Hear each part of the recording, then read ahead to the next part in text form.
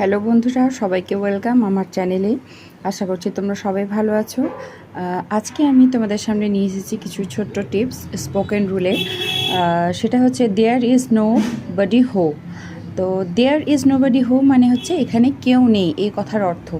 তো আমরা কোন কোন ক্ষেত্রে সেন্টেন্সটা ব্যবহার করব কিভাবে, সেটাই চলো জেনে নেওয়া যাক।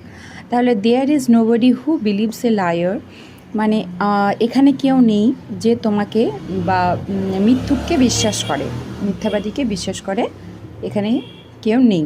তাহলে দেয়ার ইজ নোবডি হু, এটা এরকমভাবে ব্যবহার করা হবে। তারপর নেক্সট হচ্ছে there is nobody who does not believe in the creator. এখানে এমন কেউ নেই যে আমাদের সৃষ্টিকর্তাকে বিশ্বাস করে না। তো তাহলে তার মানে সবাই ক্রিয়েটরকে বিশ্বাস করে, সৃষ্টিকর্তাকে বিশ্বাস করে। তাহলে এখানে দেয়ার ইজ নোবডি হু, এটা এরকমভাবে ইউজ করবে। তারপর নেক্সট চলো, নিড টু দিয়ে কীভাবে কখন ব্যবহার করা হয়, কোনো কিছু দরকার বোঝাতে কিন্তু নিড টু ব্যবহার করা